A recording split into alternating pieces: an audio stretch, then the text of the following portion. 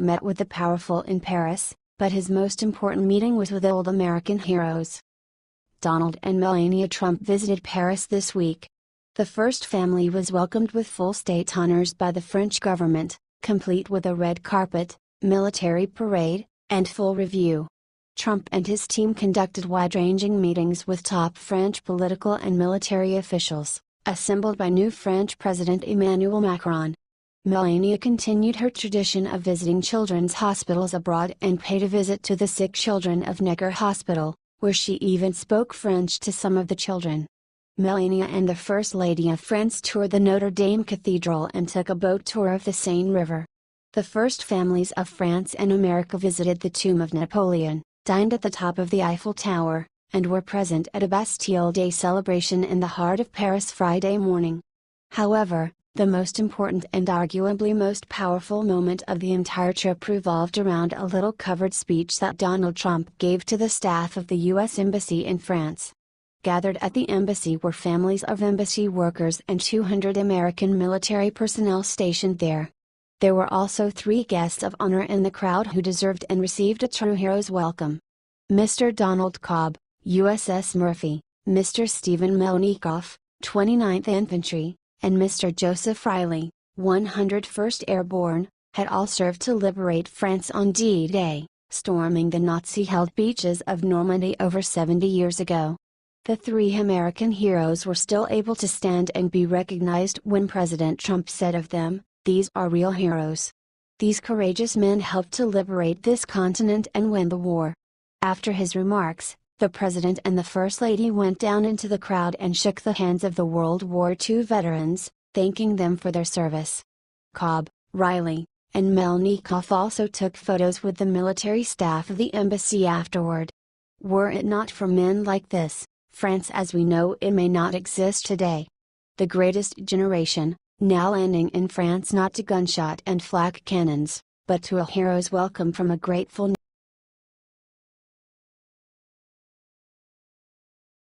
Finally, Jesse Watters stands up for the Trump family in this epic rant. Jesse Watters is fed up with the media attacking and calling President Trump's family unpatriotic. Watters points out the past administrations, along with their families, and all the unpatriotic acts they've done. The Clintons and Obamas have been mimicking and cozying up to communist dictators for years. He makes the best case yet for Trump and his family, and points out that they've done more for this country than any Democrat elected official. On Thursday night, Jesse Watters took a moment to share his frustrations with the left's constant attacks on the Trump family. "I'm very sick of the left calling the Trump family unpatriotic," he began. "They're now the McCarthyites." The Fox News host accused Democrats of trying to mimic communism and cozying up to dictators and enemies for years. He then took shots at President Obama for palling around with domestic terrorists like Bill Ayers and the media for colluding with Democrats. He also claimed that they undermine the military. He continued his fiery rant, "Donald Trump's family has done more for this country than any Democratic elected official. He has provided more jobs in the real estate industry, in the fashion industry, in the hotel and casino industry. He has created more wealth for anybody in this entire country." So to smear them as mafia or unpatriotic is absolutely shameful, and I think everybody needs to wake up and realize this family is a patriotic family and what's happening right now is a coup against the wealthy American people. Meghan McCain believes that the left is ruining themselves for using terms like treason towards the Trumps. No family gives up the things you have to give up in order to become president and run for president if you don't have a deep love and affinity for this country. They are total patriots, she said. She added that the left is gonna kill themselves because saying things like they're not patriots and they don't love America ultimately help the Trumps. What do you think about this? Comment below.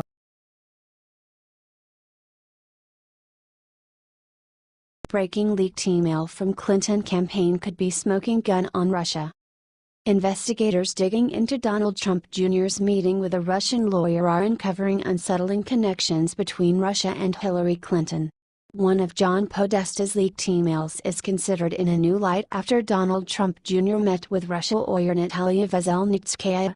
The email indicates that Hillary Clinton was working for the Russian government. Breitbart, Trump Jr. admits that the meeting with Veselnitskaya was a mistake. The lawyer lied about having dirt on Clinton to get close to the Trump campaign to lobby against the Magnitsky Act. But an email captured from Hillary Clinton's campaign manager, John Podesta, reveals that Clinton and this lawyer shared the same goals. Clinton leads the opposition against the Magnitsky Act in America. Clinton's opposition to the act began after she was paid by the Russians. We kill the Bloomberg story trying to link HRC's, Hillary's, opposition to the Magnitsky bill to a $500,000 speech that WJC, Bill, gave in Moscow, wrote a Clinton staffer in a private email. Vladimir Putin strongly opposed the Magnitsky Act, a bipartisan bill passed by Congress in response to the murder of a Russian whistleblower, allegedly at the hands of the Russian government. The act targeted leading members of the Russian government and blocked their entry into the United States. The act also allowed our government to seize Russian assets held in America. Vladimir Putin was angered by the Magnitsky Act and responded by passing a law that blocked Americans from adopting Russian children.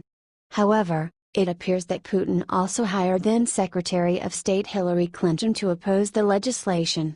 Hillary Clinton started publicly opposing the act after Bill Clinton gave a short speech in Moscow for $500,000.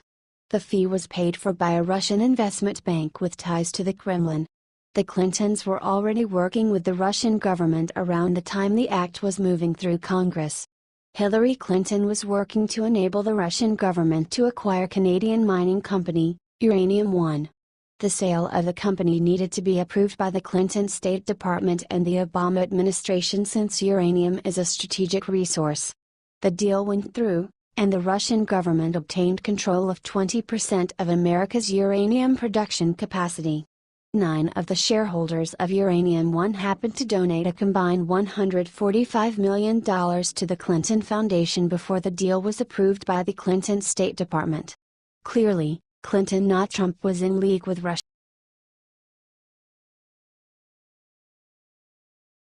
Massive news trail leads to Obama and Donald Trump, Jr. Lawyergate. In the media's desperate attempt to find some way to connect President Trump to Russia, in hopes of demonstrating the two colluded to keep Hillary Clinton out of the White House, their latest focus is on a meeting Trump Jr. had with a Russian attorney. As it turns out, the very reason this attorney was able to come to the United States had a whole lot to do with liberal darling, and former President, Barack Obama. According to Fox News, the Russian attorney whose campaign season meeting with Donald Trump Jr. has caused headaches for the White House was cleared to enter the U.S. at the time of the visit by the Obama State Department, officials confirmed to Fox News late Thursday. A brief timeline released overnight helps to resolve questions over how Natalia Veselnitskaya even had legal permission to be in the U.S., and it also shows multiple Obama agencies were involved on multiple occasions in granting access to the lawyer after she was initially denied a visa. Her unusual entry into the U.S. has sparked a furious round of finger-pointing among federal agencies, and the buck appears to stop at the State Department, with assistance from both DOJ and DHS. According to the timeline released by the Department of Homeland Security, the Obama Justice and Homeland Security Departments granted her a special type of parole to be in the U.S. from September 2015 through February 2016 to work on a court case in New York. After that expired, according to DHS, the State Department issued her a B1/B2 non-immigrant visa in June 2016, according to DHS, just in time for her meeting with Trump Jr., Trump's son-in-law Jared Kushner and then campaign chairman Paul Manafort.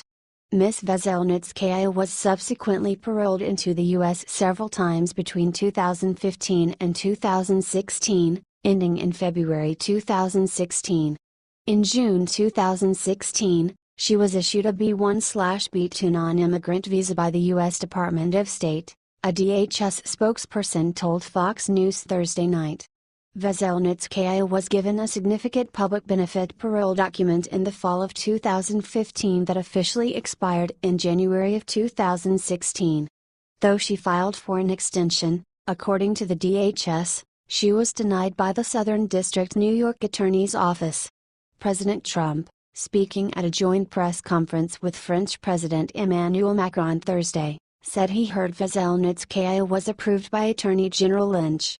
"The one thing we know for sure is that the media hates the president, and will do just about anything to sabotage his administration, and that includes the ongoing narrative involving Russia."